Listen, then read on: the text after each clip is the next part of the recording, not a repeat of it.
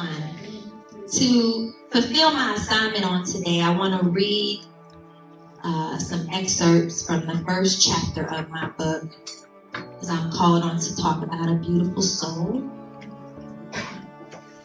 Chapter 1 of my book starts off like this. I plan everything. I have been a planner my whole life, all throughout school. My planner was my lifeline.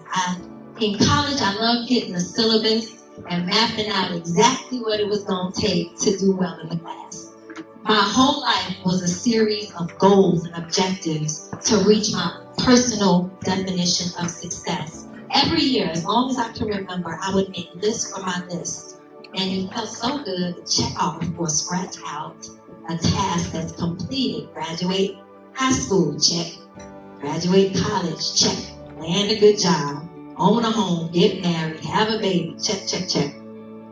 On the outside, I was measuring up pretty well to my own standard of success. On the outside, I was accomplishing more than what the statistics said I ever could achieve. On the outside, I was the poster child for the American dream, but on the inside was a whole other ugly matter.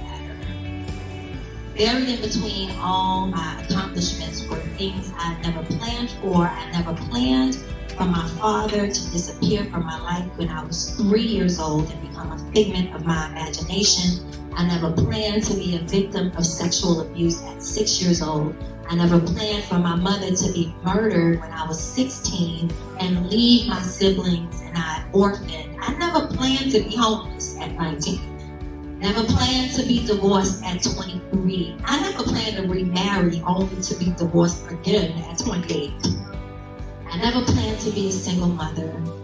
I never planned for my only son to have special needs. None of these things were in my plans, and I dealt with them, these unplanned things, the only way I knew how. I made another plan.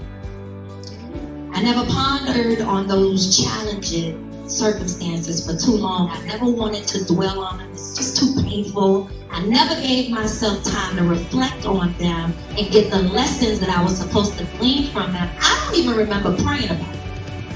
I would just revert to my default process of planning, striving, achieving, failing, falling, breaking down, getting back up, and planning again. And the cycle just continued. But all of these circumstances had a profound impact on me. But brick by brick, I put up a barricade around my heart so I wouldn't get hurt. I would put up boundaries around my surroundings so I can control everything, so I can maintain the appearance of being okay. But I was a broken soul, living in a broken world, which could only lead to more brokenness. I saw the world from a broken state, and this affected how I viewed people, how I viewed myself, and how I viewed God. 2007, along came baby Oliver, unplanned.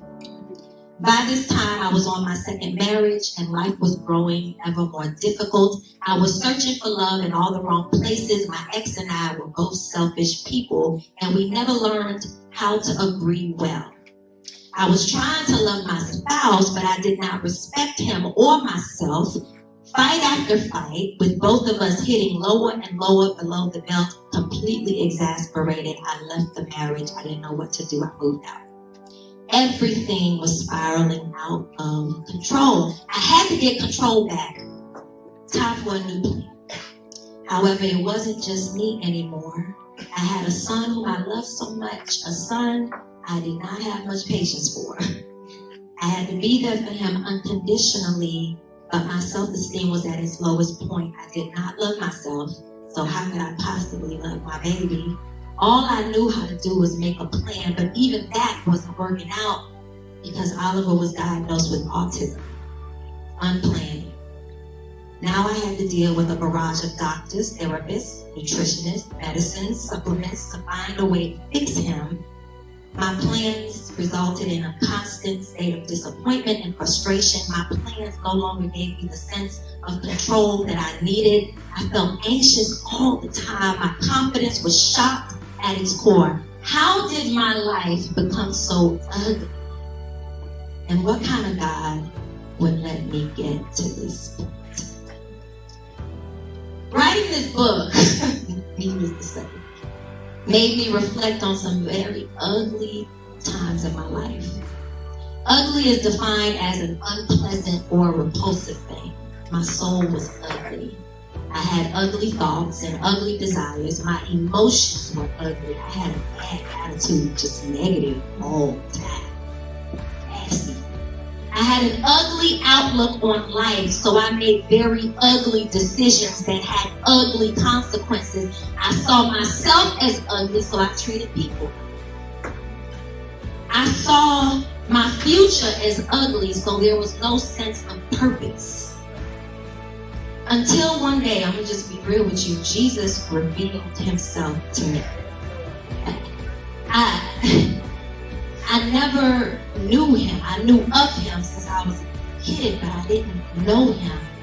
And I never really appreciated just how beautiful he was. And I never understood how beautiful the gospel was. I never knew how beautiful his plans were for me and how beautiful he declared me to be. Because ugly just consumed my soul. And at my lowest, ugliest point in life, Jesus, in all his grace and mercy, he pursued my ugly self and said, "God, I give you beauty for ashes." You see, ashes are ugly. Ashes are these remains, these burnt up residue of dust on your soul caused by a life lived separated from God. But God, when he reveals himself to you, he offers you this sweet exchange. He's like, beauty for ashes. And Isaiah 61, it tells us that Jesus comes to give you beauty. He came to heal the brokenhearted, to set the captives free. He came to release us from prisons. Whether it's prisons from your past or prisons from people, Christ says, I come to release you. He comes to proclaim God's favor over you. He came to deal with your enemies, to comfort you, to console you, to give you beauty for ashes. And many of us on today, you see your soul as ugly, full of ashes. And God wants to tell you, he's telling you, I am giving you beauty for ashes. Just exchange it. He said, I'll take it. Let's trade it. I'll take all the burnt up, useless, painful, unproductive, ugly things that you're mourning over, that you're fretting about, that you're mentally is just clogging your brain about it. He says, give those things to me. Give me your dead dreams. Give me your missed opportunities. Give me those botched up plans. Because ashes, they make you remember. They make you stay stuck too long, just dirty. He says, you know you can't fix it. You know you can't fix what's broken in your soul. You know that you can't go back. There's nothing good about those destructive habits or those destructive people you're connected to. But God says, I'll take it. Give me all the ashes, he says. God says, I can recreate opportunities. You thought they were lost, but I'll recreate them. I make the impossible possible. I can do that, says God. You messed up. He said, but I won't ever mess up. Give me your wasted years and watch me restore them. Give me your pain and experience my healing. Give me your dreams and the ones that you thought would never come to pass. And he says, I will resurrect them. He says, I'm the resurrection and the life. I conquered death, so I have the power to resurrect you from any dead place in life. Yes. He says, give me your broken heart now, mend it. Just give it to me. Surrender your ashes. Surrender the ashes of your fractured soul, and I will heal you, repair you, restore you. He says, I'm giving you strength, I'm restoring that thing, and I'm reviving you. You see, you can't use anything from the ash pile of your soul. God says, give it to me. Let me make all things new. He's making everything new. He's even making you new. He says, if you in Christ, you a new creature. The old is gone, the new has come. You see, God specializes in taking all the dirty things, the messy things, the ugly circumstances in our lives, and He transforms them. So supernatural. He transforms them into something beautiful and useful. And God wants to transform you. See, like a caterpillar going into a butterfly. Okay? From ashes to beauty. From death to life. It's the death of the old and it's the birthing of the new you. It's a transformation process that makes you so completely dependent on God. You just like, whatever. Just take me, Lord. Take me where you want me to go. And in that process, you turn into a completely transformed, redeemed, beautiful soul because His love just covers you. And it's His love that makes you beautiful. It's His beauty. Come on. It's His beauty. So in that process of you getting to know Him, you're exchanging your ashes for His beauty, and then it becomes you become saturated in His grace, saturated in His beauty, and then when you walk out there, you become a trophy for Him. Yes. Beauty for ashes, beauty for ashes. So what do you say? You want to do the exchange? Man, God says, give me your garbage, I'll give you my glory. A fresh start is what you want, and He says He wants to give you that. He doesn't want you going backwards trying to fix your past. He said, just let it go. Give it to me. Give it to me. Allow me to take you into the new, that place full of life and purpose. He says, I've already forgiven you for your past. It's done. It's over. Amen? You got to walk away from that thing. And you have to walk towards the new. He says, your future is now. Your future's not back there. Amen. It's always ahead of you. Trust me with your past failures, and I'll give you a promise of an abundant life. Past or promise? Which one you want? Promise. Amen. Come walk with me, says God. Walk away from the ash heap. My daughters, my sisters in Christ. He says that He has a beautiful future for you. It's a new day. It's a new thing because He's a champion of bringing people from a place of ugly to a place of outstanding beauty.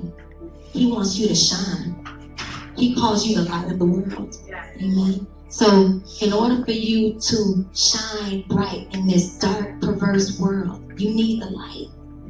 You need to walk away from your past and press toward the mark of the high call. It's a high call. Amen. It's a high call. So choose beauty on today. Chuck the ashes. Choose beauty, chuck the ashes. Cast ugly to God and catch His beauty. Amen. And live out your God-given purpose, ladies. All right? Amen. God's kingdom is also the reign and rule of God in our hearts, in our lives right now. If you see yourselves as kingdom citizens, as children of God, then you need vision. Your success is always contingent upon your ability to consistently evaluate, am I making the best use of the resources God has given me?